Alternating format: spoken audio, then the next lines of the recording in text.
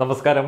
നമ്മുടെ ഇന്ത്യയുടെ ക്രിമിനൽ നിയമങ്ങളിലൊക്കെ കാര്യമായിട്ടുള്ള ചില ഭേദഗതികൾ വന്നു, അതൊക്കെ പ്രാബല്യത്തിൽ വന്നു എന്നുള്ളത് നിങ്ങൾ വാർത്തകളിൽ നിന്ന് അറിഞ്ഞു കാണും. IPC എന്നുള്ളത് ഭാരതീയ ന്യായ സംഹിത എന്ന് ഇനി അറിയപ്പെടും. ഭാരതീയ ന്യായ സംഹിത ബിൽ 2023.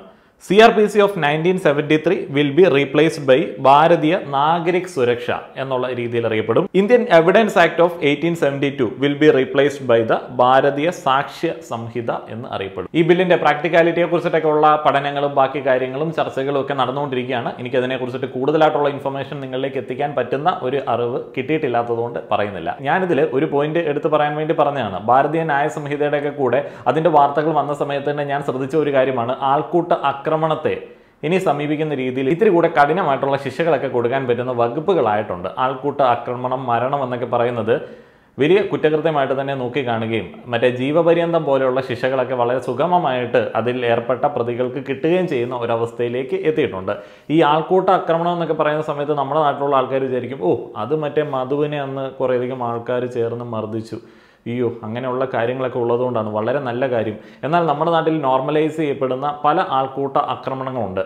നിങ്ങളുടെ കവലയിൽ വന്നിട്ട് ഒരുത്തൻ ഷോ കാണിച്ചു എന്ന് നിങ്ങൾക്ക് തോന്നിക്കഴിഞ്ഞാൽ സ്വാഭാവികമായിട്ട് ഇവിടെയുള്ള കുറേയധികം ആളുകൾ ചിന്തിക്കുന്നത് അവനെ പിടിച്ച് രണ്ടെണ്ണം പൊട്ടിക്കാമെന്നുള്ളതാണ്. അത് ആൾക്കൂട്ട ആക്രമണമാണ്. ആ ഒരു ചെക്കനോ അല്ലെങ്കിൽ ആ ഒരു വ്യക്തിയോ അവിടെ പടഞ്ഞ് മരിക്കുകയാണെന്നുണ്ടെങ്കിൽ അതിൻ്റെ ചുറ്റിനും പങ്കെടുത്ത എല്ലാ ആൾക്കാരും അകത്തു. ഒരു KSRTC ബസ് ഡ്രൈവർ നിങ്ങളുടെ വണ്ടിയെ അപകടകരമായിട്ടുള്ള രീതിയിൽ ഓവർടേക്ക് ചെയ്തു. നിങ്ങൾ സുഹൃത്തുക്കളും കൂടെ ആ ഒരു വണ്ടിയെ ചേസ് ചെയ്ത് പിടിച്ചു നിർത്തി ഡ്രൈവറെ വലിച്ചിറക്കി രണ്ടെണ്ണം പൊട്ടിച്ചു. വലിച്ചിറക്കുന്നതിൻ്റെ സമയത്ത് പുള്ളി തലയടിച്ച് താഴേക്ക് വീണ് മരിച്ചുപോയി. അപ്പോൾ നിങ്ങളും സുഹൃത്തുക്കളും ഒക്കെ പെട്ടുപോകും. വളരെ സീരിയസ് ആയിട്ടുള്ള ഒരു ക്രൈം തന്നെയാണ്. നമ്മുടെ നാട്ടിൽ വാഹന ഉപയോഗവുമായി ബന്ധപ്പെട്ട് വഴിയിലേക്ക് ഇറങ്ങുന്ന സമയത്ത് പല ആൾക്കാരും ഭയങ്കരമായിട്ട് അങ്ങോട്ട് വില്ലന്മാരായി മാറുന്നത് കാണാനായിട്ട് സാധിക്കും. അതിനകത്ത് ഏറ്റവും സ്ട്രേഞ്ച് ആയിട്ടുള്ള സംഗതി എന്താണെന്ന് വെച്ച് കഴിഞ്ഞാൽ, ഞാനടക്കമുള്ള ആളുകൾ, നിങ്ങളടക്കമുള്ള ആളുകൾ വണ്ടി ഓടിക്കാൻ പഠിക്കുന്ന സമയത്ത് വളരെ മര്യാദക്കാരായിരിക്കും.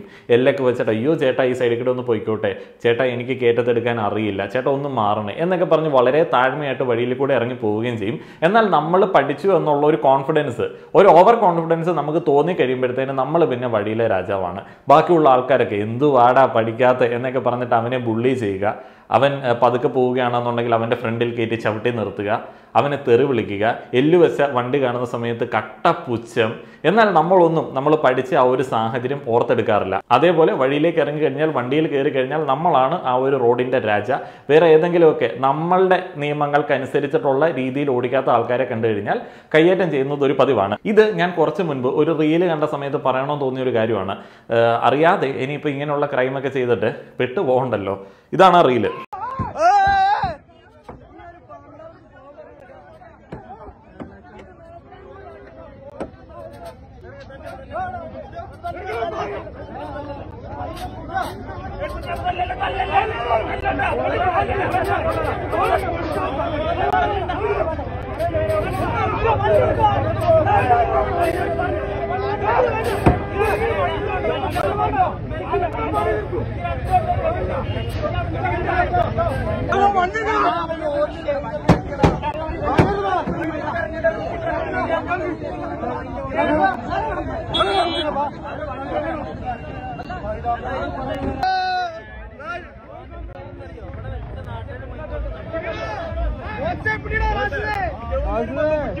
ഇതിന്റെ പിന്നിലുള്ള സംഭവത്തെ കുറിച്ചിട്ട് തലയും വാലും ഒന്നും ഈ ഒരു റീലിനകത്തില്ല. ഈ ഒരു റീലിന്റെ കാര്യം ഇപ്പോൾ ബോച്ചയുടെ വണ്ടി ആയതുകൊണ്ട് ഇനിയിപ്പോൾ പ്രചാരണ പരിപാടികളുടെ ഭാഗമായിട്ട് പുള്ളി തന്നെ അറേഞ്ച് ചെയ്ത സീനാണോ എന്നുള്ളത് അറിയത്തില്ല. എന്താണെങ്കിലും ആ ഒരു കമന്റ് ബോക്സിൽ നിന്ന് എനിക്ക് വിശ്വസിക്കാൻ തോന്നിയ ഒരു കമന്റിനകത്ത് ഉണ്ടായിരുന്നത്, ബോച്ചയുടെ ന്യൂ ഇയർ പരിപാടി അദ്ദേഹത്തിൻ്റെ 1000 ഏക്കർ റിസോർട്ടിൽ, വലിയ റിസോർട്ടൊക്കെയാണ്, ആ ഒരു റിസോർട്ടിൽ വെച്ചിട്ടുണ്ടായിരുന്നു. ഒത്തിരിയധികം ആളുകൾ ആ ഒരു സ്ഥലത്തേക്ക് വന്നു. 40,000-നടുത്ത ആളുകൾ വന്നു എന്നൊക്കെ ഉള്ളതാണ് അദ്ദേഹത്തിൻ്റെ റീലിൽ നിന്ന് എനിക്ക് മനസ്സിലായത്. വന്ന എല്ലാ ആളുകൾക്കും പങ്കെടുക്കാൻ പറ്റിയില്ല. ഏതായാലും അവിടെ നല്ല ബ്ലോക്ക് ഉണ്ടായി. വയനാട് മേപ്പാടിയിലായിരുന്നു ഈ ഒരു പരിപാടി. അതിൻ്റെ കൂടെ തന്നെ പ്രചാരണ പരിപാടികൾക്ക് കൊഴുപ്പേകാനായിട്ട് ബോച്ച ഇറക്കിയ ഭീകര ബ്രഹ്മാണ്ഡ വണ്ടിയാണ് ഇപ്പോൾ നമ്മൾ കണ്ടത്. അത് ഈ സൈസിൽ കാണുന്നത് പോലെയൊന്നും അല്ല, അത് ഭീകര വണ്ടിയാണ്. ഒരു ചെറിയ ലോറിയുടെ സൈസൊക്കെ ഉള്ള ഒരു ചെറിയ പിക്കപ്പ് വാനാണ്. ഈ ഒരു വാൻ അവിടെ ട്രാഫിക് ബ്ലോക്ക് ഉണ്ടാക്കി. നാട്ടുകാരിൽ പല ആളുകളും അസ്വസ്ഥരായി. ആ ഒരു അസ്വസ്ഥതയാണ് അവിടെ പ്രകടിപ്പിച്ചത് എന്നുള്ളതാണ് കമന്റ് ബോക്സിൽ മനസ്സിലായത്. ഈ ഒരു അസ്വസ്ഥതയാണ് അവിടെ പ്രകടിപ്പിച്ചത് എന്നുണ്ടെങ്കിൽ വേറെ വലിയ സംഗതികളൊന്നുമില്ല, അത് ജെന്യൂൻ ആയിട്ടുള്ള ഒരു ദേഷ്യ പ്രകടനമാണോ എന്നുണ്ടെങ്കിൽ ഇനി അതൊക്കെ വലിയ ടഫായിട്ടുള്ള സിറ്റുവേഷൻ ആയിരിക്കും. ഇത് പണ്ടത്തെ പോലെ ഒന്നുമല്ല. ആൾക്കാരെ നമുക്കറിയില്ല.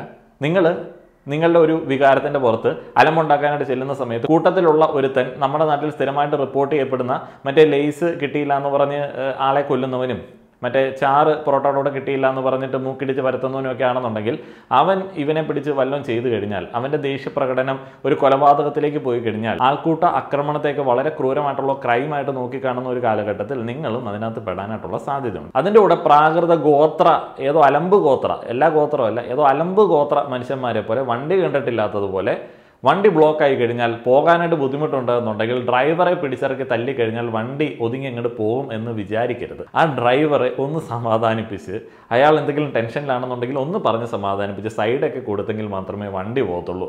നിങ്ങളും ഓടിക്കാൻ പഠിച്ചുകൊണ്ടിരിക്കുന്ന ആ ഒരു കാലഘട്ടത്തിൽ അറിയാവുന്ന ഒരു സംഗതിയാണല്ലോ, നമ്മൾ പകച്ചു കഴിഞ്ഞാൽ പിന്നീട് ഒന്നും നടക്കില്ല. എനിക്ക് തോന്നുന്നു ഇത്ര അധികം ആളുകളുടെ ഇടയ്ക്ക് നിന്ന് ആ ഒരു വലിയ വണ്ടിയായിട്ട് ആ ഒരു പയ്യൻ എങ്ങനെ പോകാനാണ്? നമ്മളൊക്കെ ആണെങ്കിലും എന്തൊരു കഷ്ടമാണ് ചുറ്റിനും നിന്നിട്ട് ആൾക്കാർ ഇങ്ങനെ പേടിപ്പിക്കുന്ന ഭീഷണിപ്പെടുത്തുന്ന സമയത്ത് വണ്ടി എടുത്തുകൊണ്ട് പോകാനായിട്ട്. ഞാനൊക്കെ ജനിച്ച കാലഘട്ടമായിട്ടുള്ള 90കൾ മുതൽ പറയുകയാണെന്നുണ്ടെങ്കിൽ ഒരു മാറ്റവും ഇല്ലാതെ തുടരുന്ന ആകെ ഒരു കലാപരിപാടിയാണ് ഈ വണ്ടികളുമായി ബന്ധപ്പെട്ട ആക്രോശങ്ങൾ, ഡ്രൈവറെ പിടിച്ച് തല്ലലെ പരിപാടികളൊക്കെ.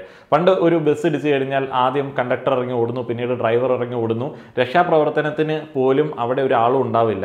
ആ വണ്ടി മാറ്റാനായിട്ടാണ് പിന്നീടുള്ള ചടങ്ങ്. കാരണം എന്താണെന്ന് വെച്ച് കഴിഞ്ഞാൽ രക്ഷാപ്രവർത്തനത്തിനേക്കാളും കൂടുതലായിട്ട് ആളുകൾ മുൻതൂക്കം കൊടുത്തിരിക്കുന്നത് ഡ്രൈവറെയും കണ്ടക്ടറെയും മർദ്ദിക്കുക എന്നുള്ള ഒരു കാര്യത്തിനായിരുന്നു. ചില കേസുകളിൽ ഡ്രൈവറുടെ കുറ്റമുണ്ട്, എന്നാലും നിയമം കയ്യിലെടുക്കാനായിട്ടുള്ള ഒരുവിധ അവകാശങ്ങളും ആർക്കുമില്ല. കഴിഞ്ഞ 2 വർഷത്തിനിടയിൽ പോലും ഇതുപോലുള്ള സംഭവങ്ങൾ ആവർത്തിക്കുന്ന സംഭവങ്ങളാണ്, നമ്മൾ ശ്രദ്ധിക്കാത്ത സംഭവങ്ങളാണ്. ചില കേസുകളിൽ ആളുകൾ കമന്റ് ബോക്സിൽ പറയുന്നത് കേൾക്കാം, അയാൾക്ക് 2 തല്ല് കിട്ടേണ്ടതാണ്. കഴിഞ്ഞ ദിവസം ഒരു പയ്യൻ KSRTC ബസ്സിൽ കയറി ഡ്രൈവറെ പിടിച്ചടിക്കുന്ന രംഗം നിങ്ങൾ കണ്ടിരുന്നു. അതിൻ്റെ ഇടയിൽ കഴിഞ്ഞ ഒരു വർഷം കണ്ടക്ടർ രക്ഷപ്പെടാനായിട്ട് ഓടി ട്രെയിൻ പാളത്തിലോ കിണറ്റിലോ എങ്ങാണ്ട് പോയി മരിക്കുന്ന ഒരു സാഹചര്യം ഉണ്ടായി. മരണത്തിന് ഉത്തരവാദികളായവർക്കെതിരെ നടപടിയാണ് സ്വകാര്യ ബസ് ജീവനക്കാർ ആവശ്യപ്പെടുന്നത്.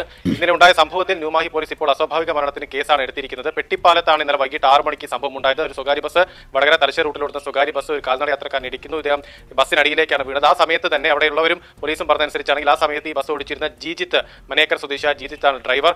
ജിജിത്ത് അവിടെ നിന്ന് ഉടൻ ഇറങ്ങി ഓടുകയായിരുന്നു. ജിജിത്തിന്റെ ഈ ആൾക്കൂട്ട ആക്രമണം ഭയന്നാണ് ജിജിത്ത് ഓടിയതെന്ന് പറയുന്നു. എന്നാൽ ബസ് കണ്ടക്ടറെ ഇപ്പോൾ കാണുന്ന ദൃശ്യങ്ങൾ, CCTV ദൃശ്യങ്ങൾ ഉള്ളതുപോലെ ബസ് കണ്ടക്ടറെ ആളുകൾ പിടികൂടുന്നതും മർദ്ദിക്കുന്നതും ആ ദൃശ്യങ്ങളിലുണ്ട്.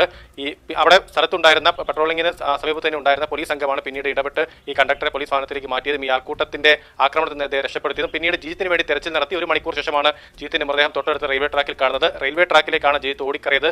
റെയിൽവേ ട്രാക്ക് 2 ട്രാക്ക് മുറിച്ചു കടന്നു. പിന്നീട് ഓടുന്നതിനിടെയാണ് എമ്മു ട്രെയിൻ ജിജിത്തിനെ ഇടിച്ചു തെറിപ്പിക്കുന്ന അദ്ദേഹം മരിക്കുന്നത്. ആൾക്കൂട്ട ആക്രമണത്തെ പേടിച്ചിട്ടാണ്. ആൾക്കൂട്ട ആക്രമണം എന്ന് പറയുന്നത് അതിനകത്ത് നമ്മൾ സൈഡ് നിന്നാൽ മതി. ഒരു ചേട്ടൻ അവിടെ ലോലിപ്പോപ്പും തിന്നുകൊണ്ട് നടപ്പുണ്ടായിരുന്നല്ലോ, പുള്ളിക്ക് വരെ പണി കിട്ടുന്ന തരത്തിലേക്കാണ് ഇപ്പോഴത്തെ നിയമങ്ങൾ. അപ്പോൾ ഇങ്ങനെയുള്ള കാര്യങ്ങളെക്കുറിച്ചിട്ട് നിങ്ങൾ ശ്രദ്ധിച്ചിട്ടുണ്ടാവുമെന്ന് എനിക്ക് തോന്നുന്നു. മനുഷ്യത്വമുള്ള ആളുകൾ ഇത്തരത്തിലുള്ള പരിപാടികൾ കാര്യമായിട്ട് തന്നെ ശ്രദ്ധിക്കും. ആ ഒരു റീലിൻ്റെ താഴെ കാര്യമായിട്ടുള്ള കമൻറ്റുകൾ ഉണ്ടായിരുന്നു. നിങ്ങളുടെ അഭിപ്രായങ്ങൾ പറയുക. നന്ദി.